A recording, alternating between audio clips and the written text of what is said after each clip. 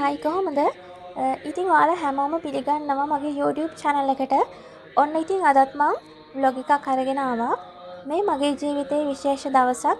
ඉතින් මම හිතුවා මේ මගේ ජීවිතයේ විශේෂ දවස ඔයාලත් එක්ක share කරගන්න ඕනි කියලා. ඉතින් අද මගේ graduation එක. මම කාලයක් ආසාවෙන් බලන් හිටපු campus එකක මගේ graduation එක දවස කියලා කියන්නේ ඇත්තටම මට හරිම සතුටක්. මම මගේ BA degree එක රුහුණු campus එකෙන් complete කළා. හැබැයි මම හරි ආසාවෙන් හිටියා පේරාදෙණි campus එකනොත් degree එකක් කරන්න ඕනි කියලා. ඉතින් මගේ උපාධිය රුහුණු campus එකෙන් සම්පූර්ණ කරලා ඒ අන්තිම දවසේ මම campus එකේ gate එකෙන් එළියට එනකොටම හිතාගත්තා මම අනිවාර්යෙන්ම පේරාදෙණි campus එකේ degree එකක් කරනවා කියලා. ඉතින් ඒ බලාපොරොත්තු වෙච්ච විදිහටම මට පේරාදෙණි campus එකෙත් මගේ master degree එක complete කරන්න පුළුවන් වුණා. ඉතින් අද අපේ graduation එක මං හරි ආසාවෙන් තමයි මේ දවසට ලෑස්ති වුණේ. අපේ ගෙදර ඉඳන් campus එකට පැය 4:00 5ක වගේ දුරක් තියෙනවා. ඉතින් මම dress කරන්නත් ඕනනේ. ඒ නිසා අපි කලින් දවසේ පිළිමතලාවේ hotel එකක් book කරගත්තා. ඒ ළඟින්ම සැලොන් එකකුත් book කරගත්තා. මොකද පාන්දර යනකොට මොනවා හරි ඇත්තටම කරදරයක් වුණොත් කන්වර්සේෂන් එකට ය아가න්න විදියකුත් නැහැනේ. ඒ හින්දා මාව මේ ඩ්‍රෙස් කරන්නේ පිළිවෙතලාවේ ටවුන් එකේ හයිලයිට් සැලොන් එකේ අක්කා. ඉතින් මම බලාපොරොත්තු වුණාටත් වඩා ලස්සනට මගේ ඩ්‍රෙසින් එක යක කරලා දුන්නා. පාන්දර 5ට තමයි මට සැලොන් එකට එන්න කියලා කිව්වේ. ඉතින් 6:20 වගේ වෙද්දී මාව ලෑස්ති කරලා ඉවරයි. අපි 6:30 වෙනකොට සැලොන් එකෙන් පිටත් වුණා කැම්පස් එකට යන්න. මොකද 7 වෙද්දී අපිට කැම්පස් එකේ ඉන්න කියලා තමයි දැනුම් දීලා තිබුණේ. මම ඉතින් තෝරගත්ත මගේ ආසම කලර් එක මං කැමති ග්‍රීන් කලර් එකට. ඉතින් මේ මගේ ලස්සන දවසේ මම ආස කරන කලර් එකෙන් සාරියක් මට රෙඩි කරගන්න පුළුවන් වුණා. මුලින් හිතුවා හෙයාර් ස්ටයිල් එකක් දාන්න ඕනි කියලා. හැබැයි පස්සේ තීරණය කළා මගේ මූණට සෙට් වෙනවා මේ විදිහට කොණ්ඩේ අයන් කළොත් කියලා. ඉතින් මේ තමයි මගේ ෆයිනල් ලුක් එක. අපි බලමු graduation එකට කැම්පස් එකට ගිහිල්ලා එතන මොනවද වෙන්නේ කියලා.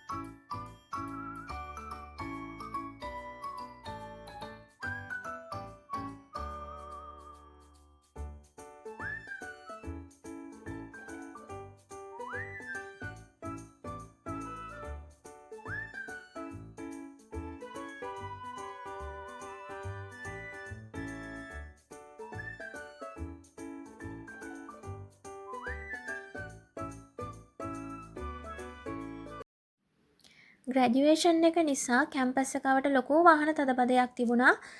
ඉතින් අපිට විනාඩි 15ක් වගේ ගියා පිළිමතලාවේ ඉඳන් පේරාදෙණියට එන්න.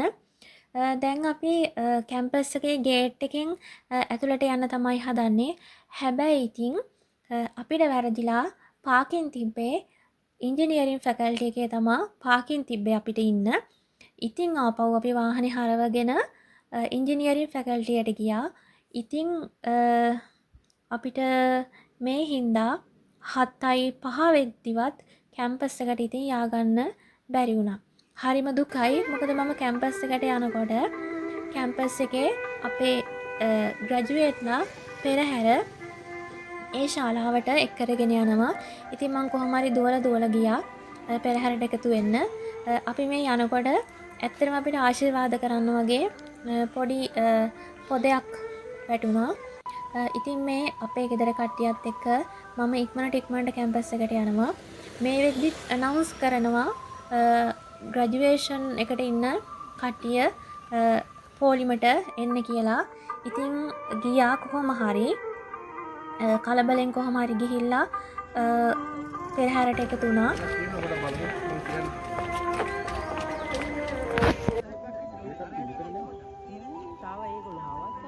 මම ආසම කරන කැම්පස් එකක මේ වගේ යන්න ලැබුණ එක ඇත්තටම මම හිතනවා ඒක ලොකු භාග්‍යයක් කියලා. මොකද දරුවෙක් විදිහට මට පුළුවන් වුණා මගේ අම්මට මගේ තාත්තට ගෞරවයක් දෙන්න. ඒ වගේම මම දන්නවා මේ දවසේ මටත් වඩා සතුටු වුණේ ඒ දෙන්න කියලා. ඒ විතරක් නෙමෙයි මේ වෙලේ මගේ නංගි ඒ වගේ මගේ මහත්තයත් මට මේ ගමනේදී ලොකු සපෝට් එකක් දුන්නා. මොකද මම එක්සෑම් එකට පාන්දර කැම්පස් එකට ගියා. ගෙදරින් දෙකට පිටත් වෙලා යනකොට හස්බන්ඩ් තමා මාව කැම්පස් එකට එක්කන් ගියේ. ආයෙ එක්කරගෙන ආවේ. මොකද මම මාස්ටර් එකනේ කළේ. එතකොට කැම්පස් එකේ හොස්ටල් මුකුත් නෑනේ. ඉතින් උදේ පාන්දර 2ට විතර ගෙදරින් යනවා. ආයෙ රෑ 10ට විතර ගෙදරට එනවා. ආපහු පහුවදාට ආයෙ ඊළඟ එක්සෑම් එකට යනවා. ඔය විදිහට ඉතින් ලොකු කට්ටක් කෑවා. ඉතින් අපේ ජීවිතේ මොනවා හරි හොඳ දෙයක් ලබා ගන්න නම් අනිවාර්යයෙන්ම කට්ටක් කන්න ඕනි මම හිතන විදිහට. ඉතින් අපේ ශාලාවට ගියා. ඉතින් ශාලාවට ගියාට පස්සේ කුලපතිතුමා උපකුලපතිතුමා රැගත් ආචාර්යවරු මහාචාර්යවරු රැගත් පෙරහැර ආවා. ඉතින් අපිට ඒ ටික බලාගන්න ස්ලයිඩ් දාලා තිබ්බා. ඇත්තටම මගේ නම් මේ වෙලේ ඇස්වලට කඳුළු ආවා. ඒක කියාගන්න තේරෙන්නේ නැහැ. එයාලා ශාලාවට පෙරහැරින් එනකොට ඒක ඇත්තටම හරි අමුතු හැඟීමක්.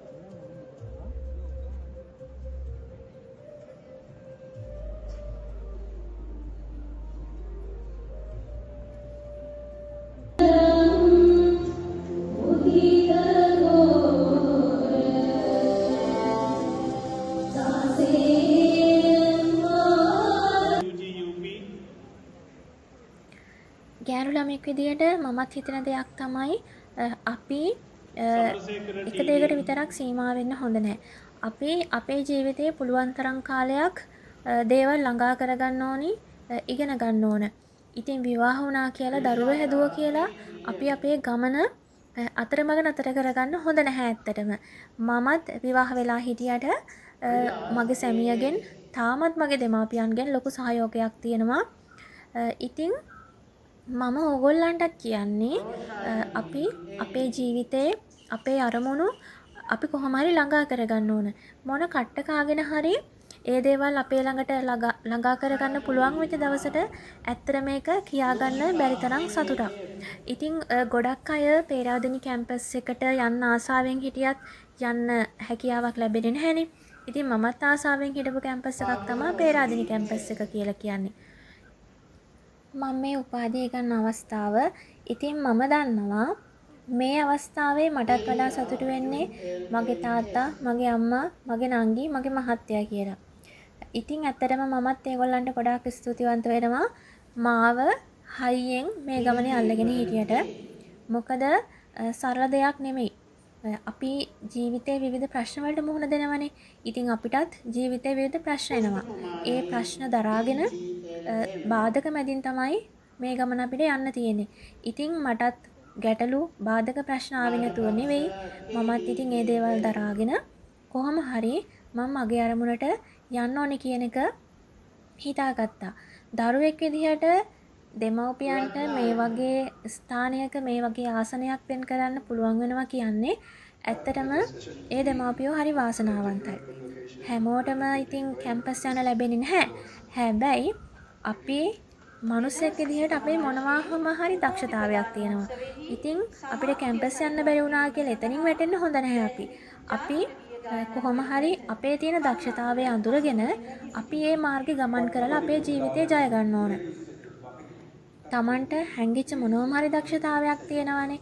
ඒ නිසා අද කාලේ සමාජයේ ඉහළ තැන්වල ඉන්නේ කැම්පස් ගිහින් ඉගෙන ගත්ත අයම නෙමෙයිනේ. ඉතින් මම කියන්නේ කැම්පස් යන්න බැරි වුණා කියලා කාටවත් දුක් වෙන්නවත් පසුතැවෙන්නවත් ඕන නැහැ. තමන්ගේ තියෙන හැකියාවෙන් දක්ෂතාවයෙන් හරි ඔයාලට දෙයක් කරගන්න පුළුවන් නම් ඔයාලට ඒ පාරේ ගිහිල්ලා ඒවට අවශ්‍ය කරන අවවාද අරගෙන උපදෙස් අරගෙන යන්න පුළුවන් නම් ඇත්තටම ඒකත් ඔයගොල්ලෝ ඔයාලගේ ජීවිතේ ලබන ලොකු ජයග්‍රහණයක්.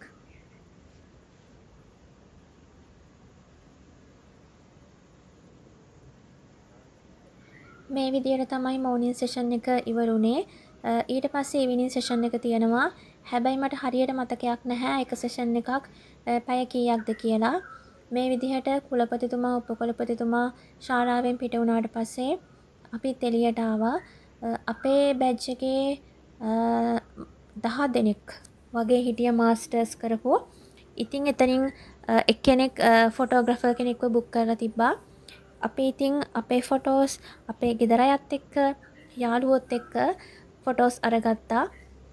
ඉතින් හරිම දුකයි මේ අන්තිම දවසනේ.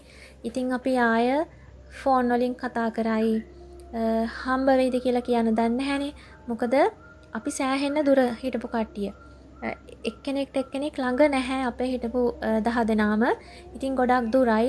ඉතින් ෆෝන් එකෙන් තමයි ඉතින් කතා කරන්න වෙන්නේ. ඉතින් හරි දුකයි කැම්පස් එකට සමු දෙන්න වෙනවා. යාළුවන්ට සමු දෙන්න වෙනවා. ඒත් ඉතින් ජීවිතය කියන්නේ ඒ දේනේ නේද? ඉතින් අපි ෆොටෝස් අරගෙන කෑම කාලා අන්තිමට යාළුවන්ට කැම්පස් එකට සමු දීලා ආවා. ඉතින් බලාපොරොත්තුවක් තියෙනවා තවත් ඉස්සරහට ඉගෙන ගන්න ඕනි කියලා. මේ ගමන ඇත්තටම නවත්තන්න බලාපොරොත්තුවක් නැහැ. කොහොම හරි ඉස්සරහට යන්න ඕන. මේ විදිහට කුලපතිතුමා උපකුලපතිතුමා ආචාර්යවරු මහාචාර්යවරු එයාලා පෙරහැරේ එක් කරගෙන එනවා දැක්කම ඇත්තටම තවත් ලොකු හයියක් හිතට එනවා. එතනින් නවතින්න නැතුව අපි තවත් ඉස්සරහට යන්න ඕනි කියලා. එයාලට පුළුවන් නම් ඇයි අපිට බැරි? ඒ හින්දා අපි කොහොම හරි ඉස්සරහට යන්න ඕන කියන එක තමයි හැම වෙලේම හිතේ තියාගන්න ඕන. මේ මගේ අම්මා. ඉතින් මන් දන්නෙත් නැහැ ඒගොල්ලෝ සර්ප්‍රයිස් එකක් ලෑස්ති කරලා ඇත්තටම මට හරි සතුටුයි. එදා ඉඳන් අද වෙනකන් ඒගොල්ලෝ මම නංගි වෙනුවෙන් සෑහෙන දේවල් කළා. ඉතින් අදටත් අපි ලොකු වුණාට ඒගොල්ලන්ට තාම අපි පොඩි දරුවෝනේ. ඉතින් අදටත් අපේ සතුට වෙනුවෙන් ඒගොල්ලෝ ලොකු කැපකිරීමක් කරනවා. ඉතින් ගෑනු ළමෙක් විදිහට ෆොටෝස් ගන්න එකනේ ලොකු ආසාව. මේ විදිහට කැම්පස් එකේ තැන තැනට ගිහිල්ලා ෆොටෝස් ගත්තා. ක්ලෝක් එක ගාලන්ඩ් එක ඉතින් එදාම දීලා ආවා. මොකද පොඩි දුරක් නෙමෙයිනේ මම ආයි කැම්පස් එකට යන්න ඕන. ආපහු දවස් 2ක් 3ක් වගේ ඇතුළත ක්ලෝක් එක ගාලන්ඩ් එක බාර දෙන්න කැම්පස් එකට යන්න ඕන. ඉතින් ළඟ අය නම් බාර දුන්නේ නැහැ. හැබැයි මම එදාම බාර දීලා ආවා. මොකද ආපහු මම සෑහෙන දුරක් කැම්පස් එකට යන්න ඕන හින්දා. මේ ඉතින් ඔයාලා දකින්නේ අපි ෆොටෝස් ගන්න එළියට වෙලා ඉන්නවා. ඇත්තටම කිසිම තැනක ඉඩක් නැහැ ෆොටෝස් ගන්න. ඉතින් බැරිම තැන කාලෙත් යනවනේ. අපි ආයි ගෙදර එන්නත් ඕන හින්දා සෙනග හිටියත් කමක් නැහැ කියලා. ඉතින් අපි පුළුවන් විදිහට ෆොටෝස් ගැහුවා.